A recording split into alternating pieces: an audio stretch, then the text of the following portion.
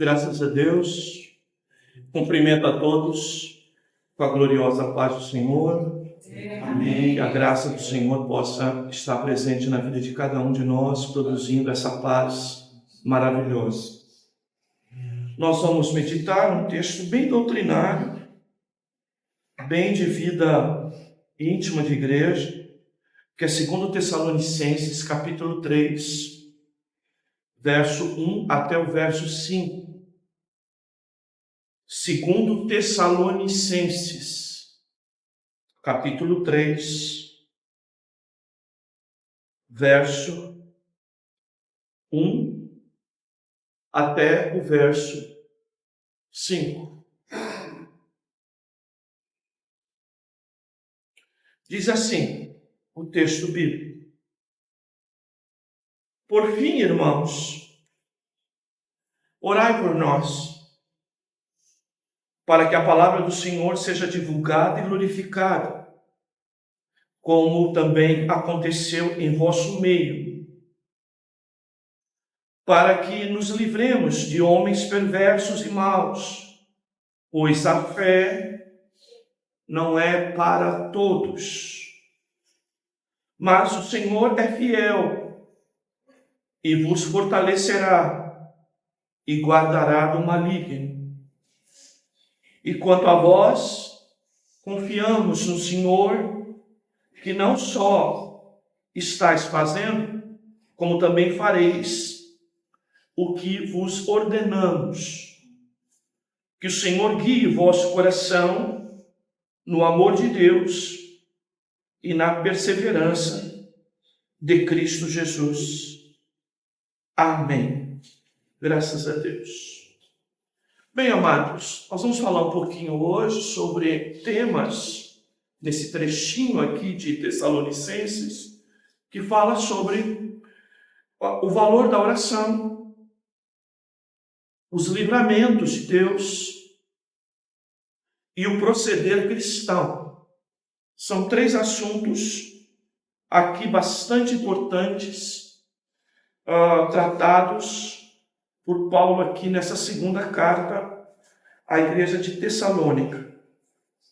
Bem, como os irmãos sabem,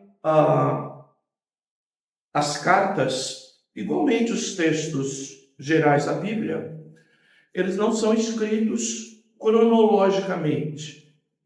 A carta de Paulo aos Tessalonicenses, tanto a primeira como a segunda, foi uma das primeiras cartas que Paulo escreveu, apesar dela já ser, resultado da sua segunda viagem missionária. Bem, a Tessalônica era uma região em que lá havia uma grande comunidade judaica. E lá Paulo, quando passou, teve problemas sérios lá. Teve problemas sérios a ponto dos judeus preparar um motim, inclusive, para perseguir o apóstolo. E o apóstolo teve que sair mais rápido do que ele planejou estar lá em Tessalônica, quando fundou a igreja lá, em razão desse motim produzido pelos judeus, lá na cidade. Bem, queridos, Paulo rapidamente passou por Bereia, por exemplo, Vocês vão lembrar disso em Atos dos Apóstolos, quando ele cita praticamente as 2 igrejas de maneira sequencial, tanto a igreja de Tessalônica, que ele considerou uma igreja nobre, mas considerou Bereia uma igreja mais nobre ainda. O que Paulo achou muito interessante, que apesar de pouco tempo que ele ficou lá, e apesar da grande perseguição que ocorre lá aos novos crentes, como ocorreu com ele, a ponto dele precisar sair de lá praticamente corrido, a igreja, apesar de todo esse contexto, a igreja mostrava vitalidade espiritual, força espiritual, ânimo espiritual, o que de alguma forma é uma das razões pela qual Paulo escreve a eles rapidamente. Paulo não demorou muito para escrever cartas a eles. Provavelmente a primeira carta aos Tessalonicenses, ele escreveu entre 6 meses, 9 meses, no máximo 11, 12 meses. E a segunda carta, talvez 3, 4 meses logo depois. Vejam, queridos, por conta do quê? Provavelmente, primeiro, porque o apóstolo estava preocupado pelo fato de ter ficado pouco lá. Segundo, também pela reação, pela resposta da igreja. Uma igreja que mostra animada, entusiasmada com as coisas de Deus, e isso de alguma maneira, com certeza, animou Paulo, não é? Como anima a qualquer um de nós. Uma igreja animada anima seu líder. Uma igreja vagarosa vai fazer o pastor, como dissemos no domingo, puxar colchonete, não é? Para dormir. E nós precisamos acordar para essa realidade, amados. Os dias são tão difíceis que se a gente vacila por alguns instantes, é capaz da nossa fé desvanecer. Tamanha os dias duros que nós estamos vivendo, queridos. Há um termômetro, inclusive, foi feita uma estatística, né, recente nas igrejas brasileiras, e é impressionante, irmãos, como o que nós vemos, às vezes, nas mídias, em termos de quantidade de pessoas, o tamanho das igrejas, quando a gente avalia essa estatística recente, nós vamos perceber o quanto nós temos agrupamentos grandes de pessoas, mas nós estamos perdendo natureza, característica de igreja verdadeira. Esse é um fato muito grande, que desperta, inclusive, alguns estudiosos hoje a se aprofundar, não é? No íntimo das igrejas. Bem, um dos assuntos principais de Paulo, a igreja de Tessalônica, como os irmãos bem sabem, é a volta de Jesus, tá? E também a evidência, tá? Ou as evidências que antecederão a vinda de Jesus, tá? Então, a primeira carta, ela fala muito sobre a volta de Jesus, e ela trabalha uma linguagem para despertar a igreja de que Jesus se aproxima, tá? E de que isso ocorrerá rapidamente. Mas isso foi mal interpretado pela igreja de Tessalônica. Alguns falsos mestres, inclusive, se levantam e começam a exagerar no tom sobre a volta de Jesus. Tanto que na segunda carta, nesse mesmo texto que estamos aqui nele, que eu não quis marcar para separá-lo, não separei ele para nós falarmos, em razão de ter considerações mais profundas para se fazer, nós não teríamos tempo neste culto, mas de que se falava tanto da vida de Jesus e os falsos mestres, pegando uma palavra de Paulo, ainda na sua primeira carta, acaba criando um exagero, tá? A respeito da volta de Jesus, que muitos até deixaram de trabalhar por conta dessa palavra. E começavam a justificar, inclusive, que não trabalhavam, porque a vinda de Jesus, ou estava já ocorrendo, já acontecendo num grande evento, ou ela estaria acontecendo muito rapidamente, o que não deveríamos mais, ou os irmãos não deveriam mais se preocupar com a vida cotidiana. E Paulo, então, precisa praticamente escrever 2 cartas, que se você comparar uma com a outra, parece que a segunda contradiz a primeira, exatamente nesse aspecto. Por isso que nós sempre alertamos, irmãos, que a vida cristã, nós precisamos encontrar equilíbrio em tudo, até no nosso ânimo, até na nossa disposição, até no nosso entusiasmo, somos cobrados biblicamente que haja em nós um equilíbrio para nós não cairmos num extremismo muito perigoso. Nessa época aqui é possível que até datas estabelecidas por esses falsos apóstolos estavam sendo estabelecidas com o dia de volta de Jesus, tá, queridos? Mas duas coisas nós precisamos entender. A Bíblia não nos dá, não é, qualquer sustentação para definir volta de Cristo. Mas, em compensação, a Bíblia fala de sinais. E que a volta de Cristo será precedida por sinais. O povo judeu é um, a própria igreja é outra. O modelo do ser humano dos últimos tempos é outra, tá? De maneira que a gente não precisa nem ficar preocupado com sol, com lua, com estrela, com terremoto, com maremoto, com tsunami, porque perto de nós existem sinais que muitas das vezes nós não conseguimos ler, porque esses não são falados para nós. Mas a Bíblia fala que nos últimos tempos nós teremos muito trabalho para lidar com pessoas. Isso é sinal dos últimos tempos. E nós temos tido trabalho para educar filhos. Nós temos tido trabalho nos relacionamentos conjugais. Tá? Mais do que outros tempos nós tivemos. Nós temos um ser humano amante de si mesmo. Se eu amo a mim mesmo, querido, conversa, aí que anda por aí é o contrário disso. Mas se eu amo a mim mesmo, queridos, eu não consigo amar os outros. Para eu amar o outro, preciso amar menos a mim mesmo. Tem que renunciar minhas vontades, meus desejos, meu querer, para satisfazer o outro. E como que vem o pregador da autoestima aí dizendo que se eu não amar a mim mesmo, eu não posso amar o próximo? Amar a mim mesmo já é uma coisa natural. Mas hoje, ela se tornou um endeusamento.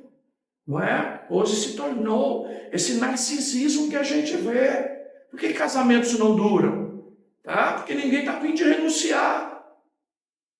Nós estamos vivendo esses tempos. Por que às vezes a pessoa não dura no emprego?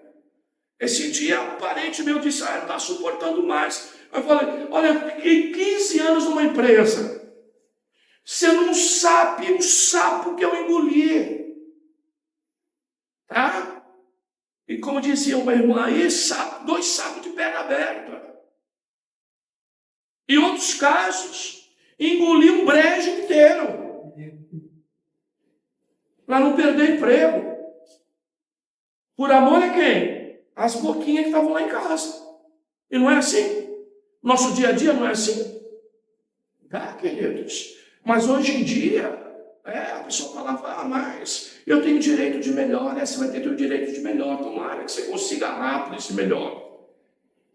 Porque atitudes como essa, usa esse argumento lá na empresa que você vai, que você está saindo dessa aqui porque não suportou a pressão, a cobrança e o sapo que você estava engolindo. Usa isso de argumento para entrar na outra para ver se você entra. Entra nada. Mas essa é a realidade que estamos vivendo hoje. Então veja, nós temos... Então quando acontece alguma coisa lá em Israel, parece que todo mundo fica antenado. Jesus está vendo, está vindo.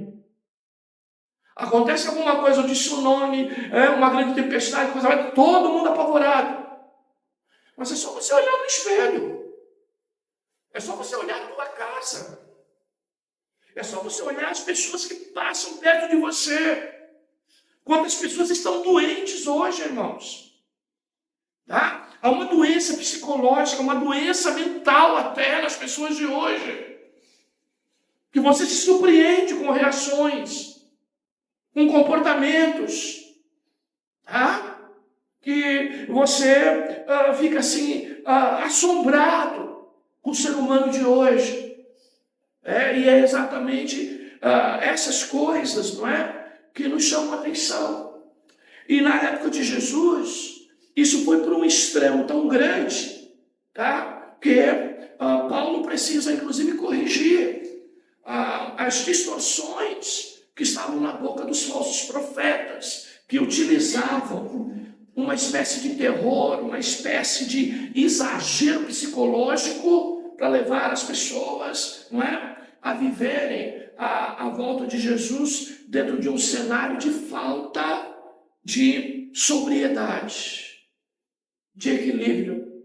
E você vai ver Jesus falando, inclusive, no sermão profético de Mateus 24, tá? Que nos últimos dias, para nós não sermos enganados, nós precisamos de sobriedade, ser sóbrio, tá?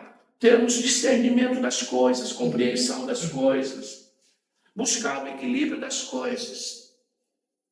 E aqui você vai ver, nessa segunda carta, nesse trechinho que lemos, Paulo já se despedindo da igreja.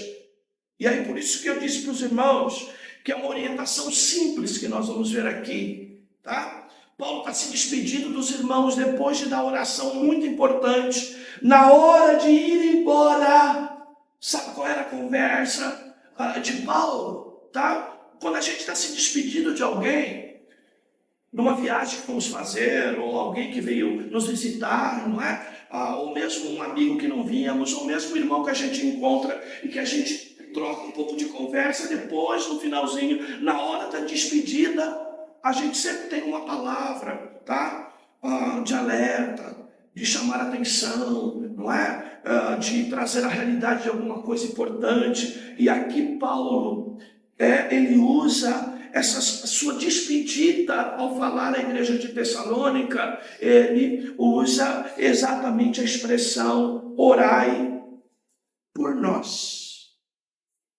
Tá? Provavelmente está se referindo aqui a Timóteo, que foi muito companheiro dele, principalmente em trazer, em levar as cartas, não é? E outros obreiros que andaram com Paulo, mas ele diz assim, ore por nós. Primeira coisa, olá, queridos, vejam o exemplo de Paulo, tá, irmãos? De um líder, de um pastor que não tinha problema em pedir oração à igreja, tá, queridos? Então, os irmãos pedem oração, a igreja pede oração ao pastor, mas uma das marcas registradas de humildade e dependência de qualquer pessoa que é líder, sua dependência de Deus, é incentivar para que a igreja, para que as pessoas orem por ela. E olha só, por uma razão Paulo diz aqui, olha lá, ore por nós. Com qual objetivo? Para que a palavra do Senhor seja proclamada, divulgada e glorificada, como também aconteceu em vosso meio. Olha só, a preocupação de Paulo, de que os irmãos entendessem que deveriam orar por ele, para que ele, por onde passasse, em outros lugares, tivesse a palavra de Deus, e essa palavra em outros lugares que ele pregasse, que ele passasse, essa palavra, ela, não é, tivesse essa capacidade de ser divulgada, de ser ouvida, e ela então ser glorificada, aqui no sentido de dizer que ela seja aceita, que ela haja identificação das pessoas com a palavra, que as pessoas valorizem a palavra que Paulo pregava. E ele diz, olha, do mesmo modo que isso aconteceu em vosso meio. Ó, uma marca registrada, irmãos, de cristianismo verdadeiro em contramão com esse mundo de hoje.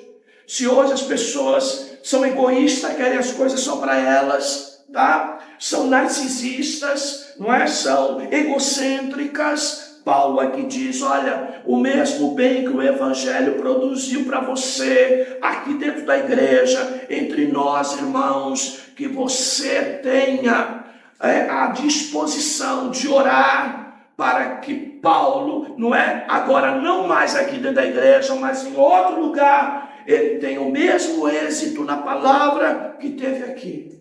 Ou seja, que vidas lá sejam abençoadas pela palavra que nós somos abençoados aqui. É a ideia do coração missionário que muitas das vezes ouvimos aqui.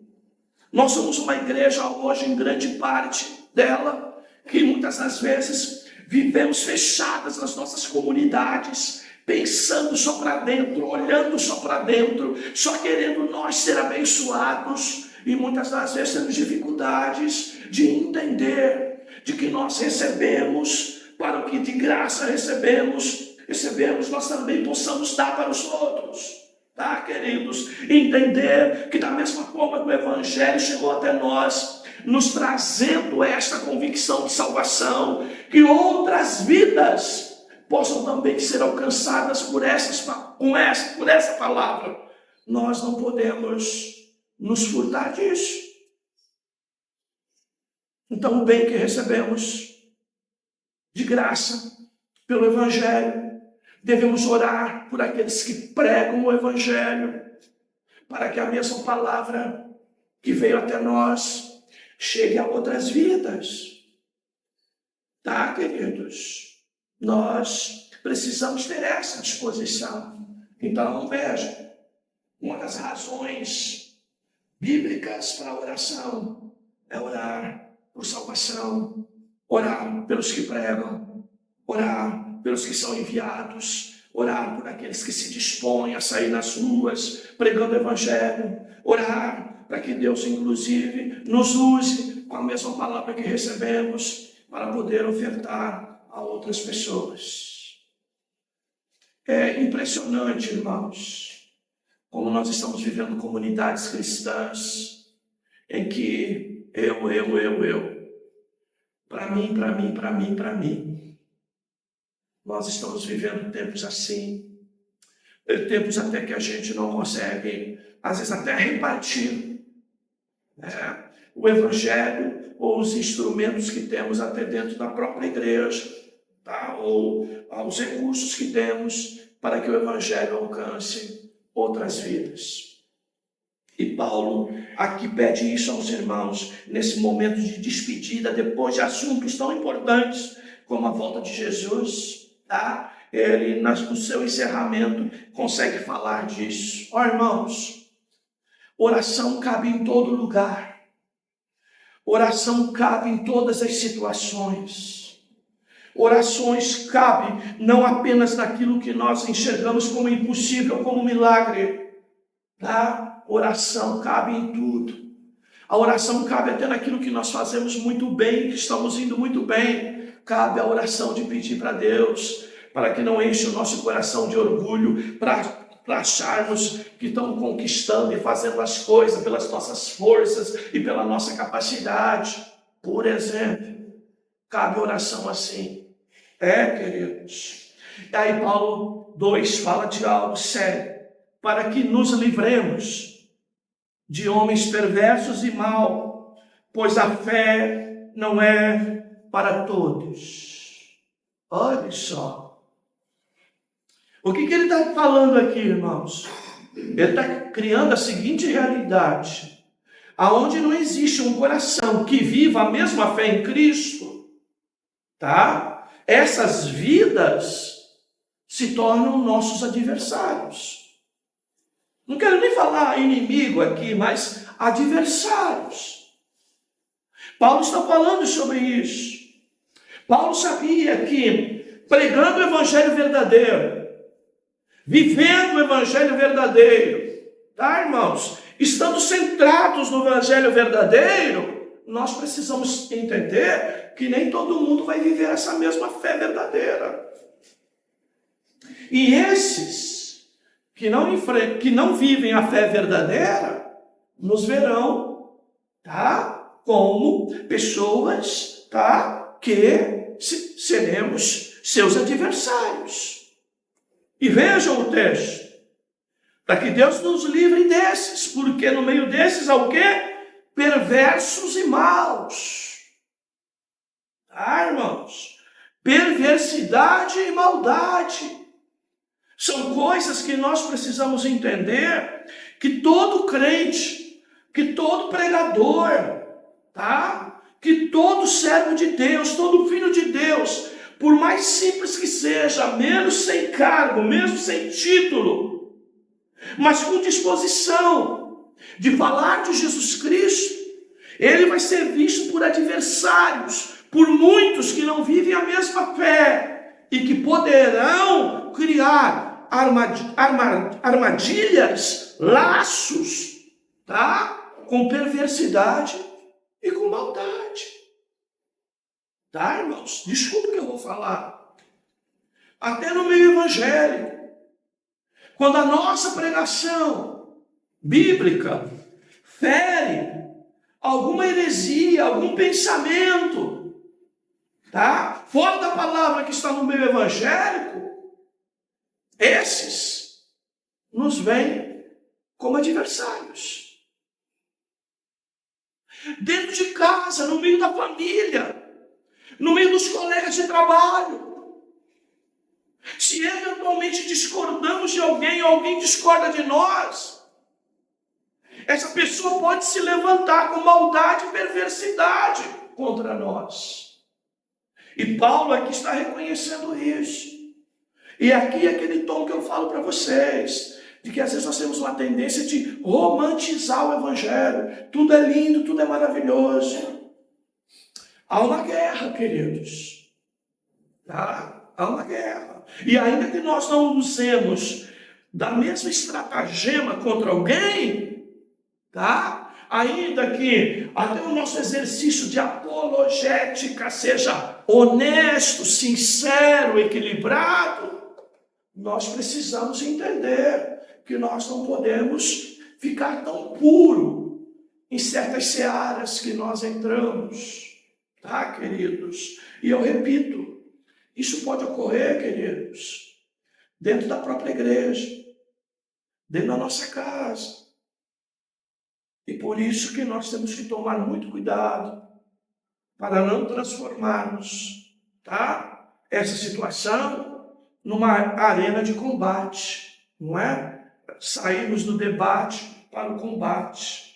Aí Paulo diz, num reflexo diretamente aos irmãos, porque eles estavam enfrentando os falsos mestres lá. Paulo ora, pede oração por ele, pelos embates que ele tinha, sabendo que eram os irmãos que estavam vivendo isso em Tessalônica.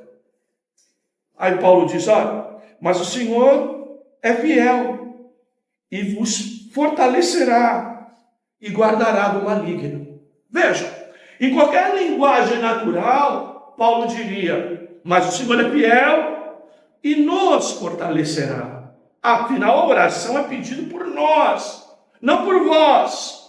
Mas, vejam, ele inclui a igreja. Então, vejam, a mesma oposição, os mesmos adversários que um pregador vive, a igreja também vive, o crente também vive, porque no teu dia a dia, por mais simples que seja o teu falar de Jesus, você sabe que o adversário se apresenta, e às vezes ele vem com o veneno, tá, irmãos? Como está o texto aqui, de perversidade e de maldade, tá, irmãos? 4.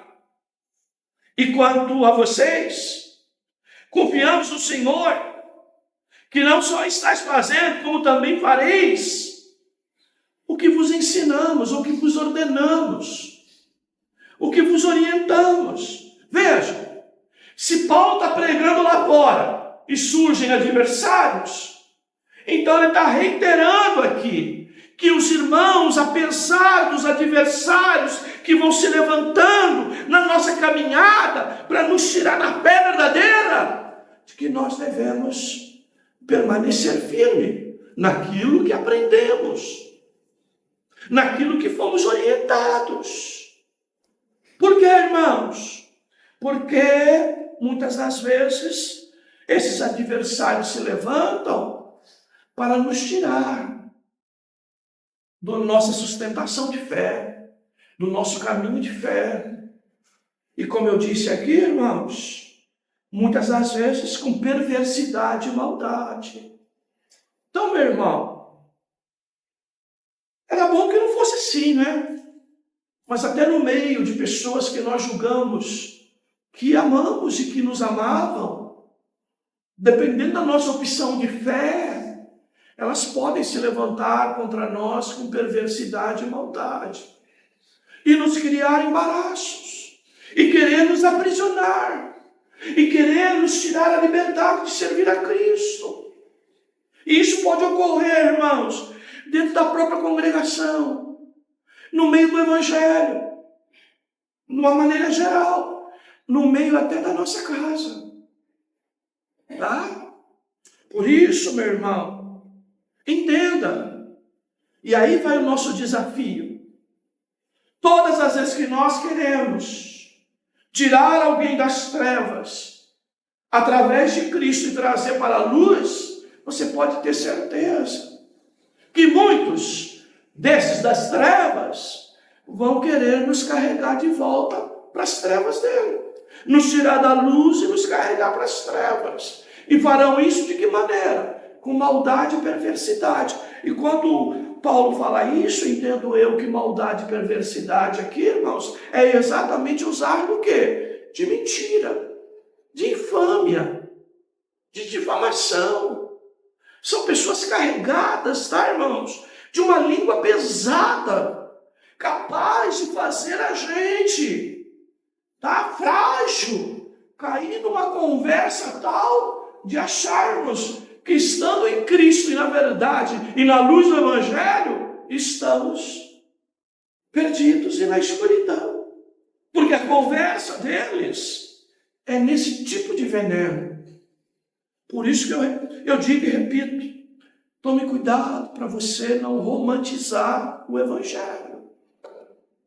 O Evangelho é guerra, irmãos. É luta. Tá, irmãos? Tem batalhas. Às vezes o campo está minado. E às vezes até nós, mais simples, queremos, às vezes, por amor em Cristo, aquele impulso, aquele dinamismo, como a igreja de Tessalônica. Nós queremos falar desse Cristo.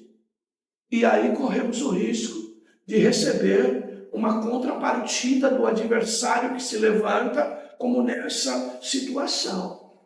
Tá, queridos? Sim.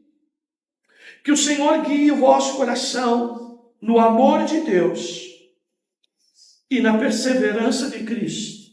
Olha que coisa linda. Tá, amados? Olha que palavra maravilhosa. Aqui, queridos?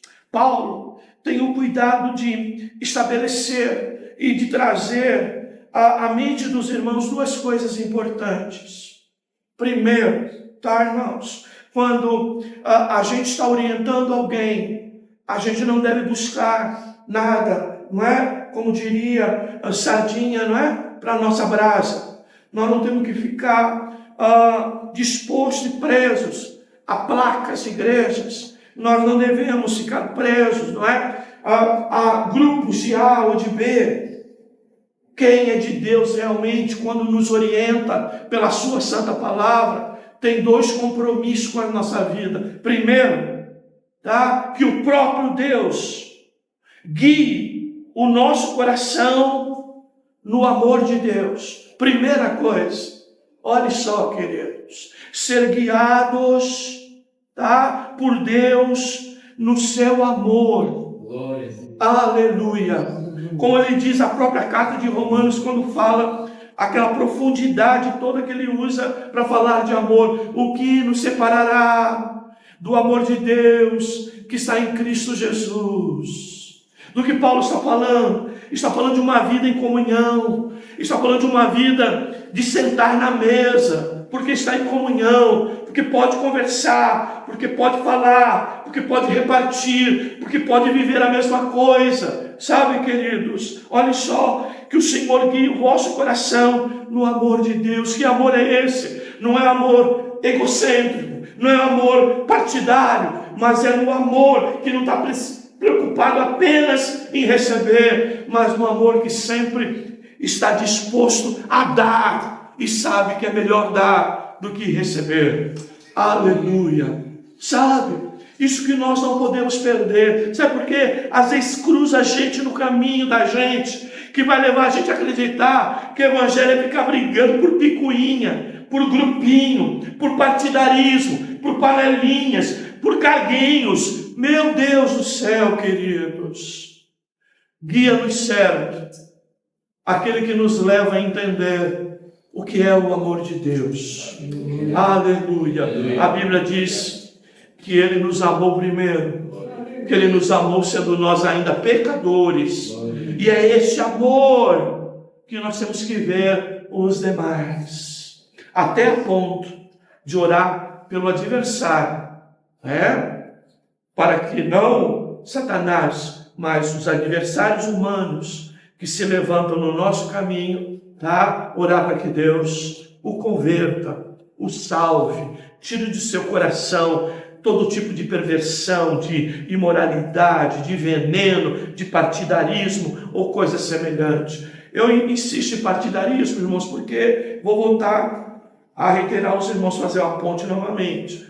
Havia muitos falsos profetas, falsos doutores, distorcendo a palavra de Paulo, pregando um exagero a respeito da volta de Jesus, queridos, que estava trazendo confusão, desespero, aquilo que a gente chama de terrorismo espiritual, meus amados? Por isso eu insisto tanto nessa palavra, Então, ele diz, e mais, e na perseverança de Cristo, olha lá, que Deus guie o vosso coração também na perseverança de Cristo.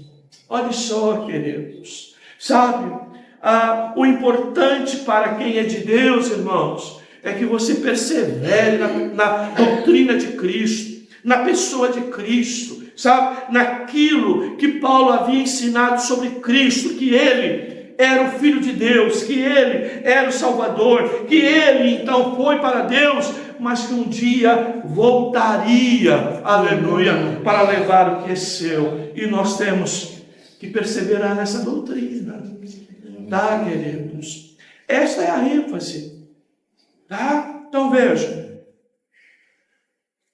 coisa importante aqui, a oração, queridos? Todos nós temos que orar para que Deus salve almas. Devemos orar por aqueles que fazem o que às vezes nós não fazemos, que é evangelizar, que é ir em lugares distantes. Irmãos, às vezes que deixam família para ir para lugares difíceis. Queridos? Por os irmãos que às vezes lá no ambiente de trabalho acaba ouvindo, sabe, irmãos, e vivendo situações de perseguição no próprio trabalho, porque um dia ousou falar de Cristo. Pessoas que dentro da família, por você falar de Cristo, se vira contra você. Nós devemos orar por isso, para que Deus, inclusive, salve essas vidas e que livre os irmãos ousados, animados, dispostos a fazer o que às vezes nós não fazemos, que Deus guarde eles de cilada, das armadilhas, das prisões que por vezes aqueles que falam acabam se envolvendo.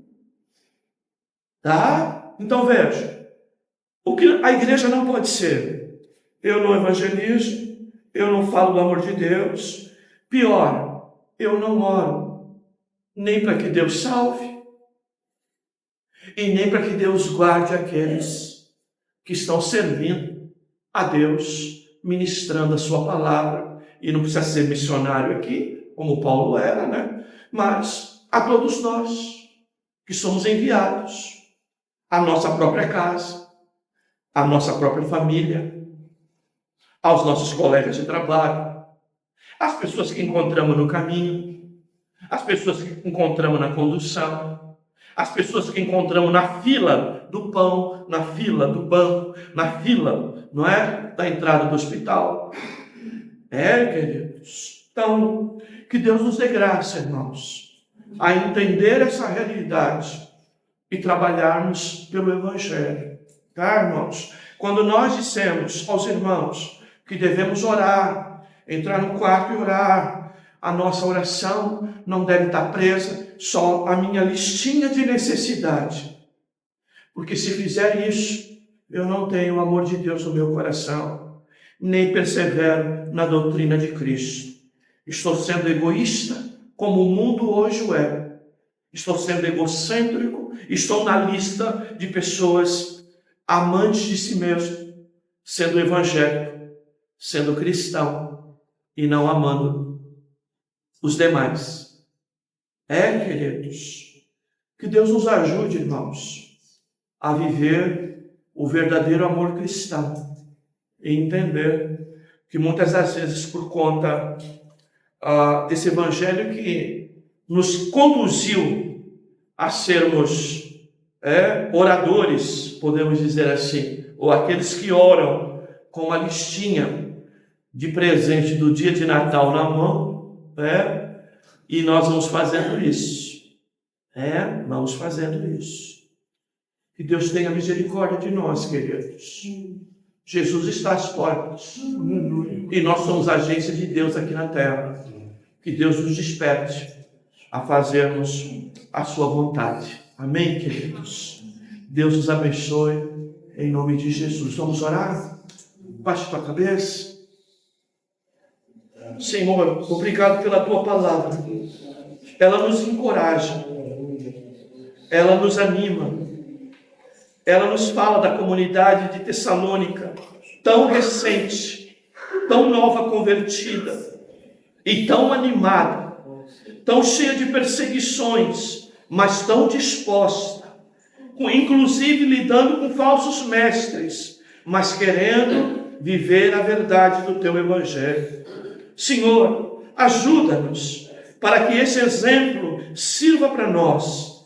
Ajuda-nos para orarmos por aqueles que pregam, para orarmos por nós, para termos ânimo para pregar o evangelho nas muitas circunstâncias que lidamos no dia a dia. Ajuda-nos para vivermos a tua palavra plenamente. Ajuda-nos, Senhor, para deixarmos os nossos egoísmos de lado e vivermos o evangelho da verdade. Ajuda-nos, protege a nós, protege cada um dos teus filhos, protege aqueles que, dispostos a levar o evangelho, por vezes, Senhor, se veem, ó Senhor, nos perigos das armadilhas produzidas pelos adversários, que movidos, Senhor, por Satanás, movido pelo sistema, por vezes, Senhor, querem criar embaraço aos teus servos.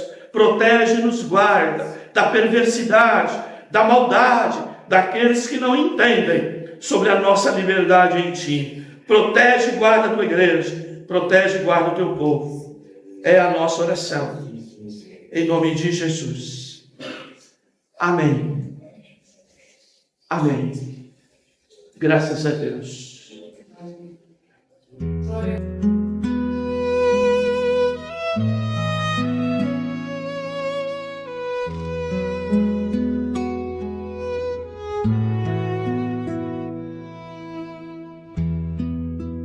Quando passo fraquejar e o coração não suportar, é Cristo quem te toma pela mão e te ensina a descansar. Quando a fé parece um fio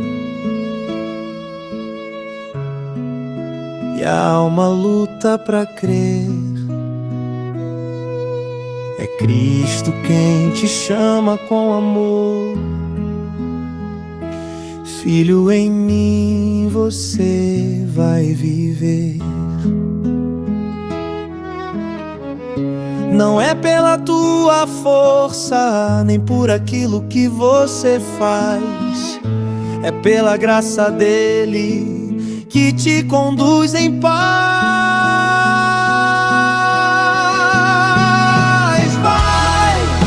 Na tua pouca força vai, levante a cabeça, vai, não tema o inimigo, vai, Jesus está contigo, vai.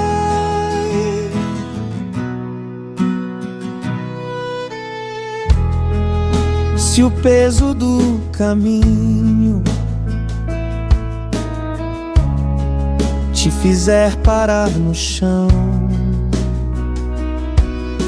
é Cristo quem te ergue com cuidado e renova o coração. E quando o medo sussurrar que você não vai conseguir, lembre, Cristo é quem te guarda e te ensina a prosseguir. É Ele quem te sustenta, é Ele quem te dá vigor, é Ele quem realiza toda boa obra em amor. Vai, na tua pouca força, vai, levante a cabeça, vai, não tema o inimigo, vai, Jesus está contigo, vai.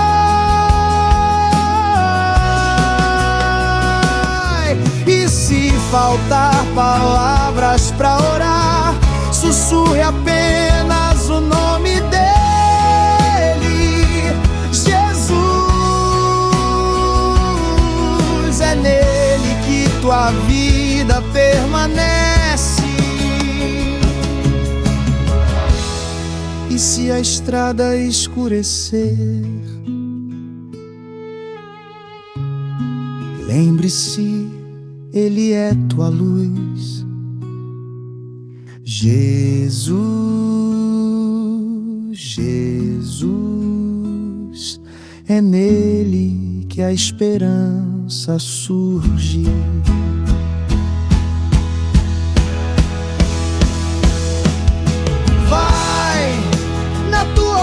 Força, vai, levante a cabeça, vai, não tema o inimigo, vai, Jesus está contigo, vai.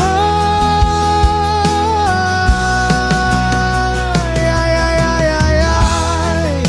Na tua pouca força, vai, levante a cabeça, vai, não tema o inimigo, vai, Jesus está contigo, vai.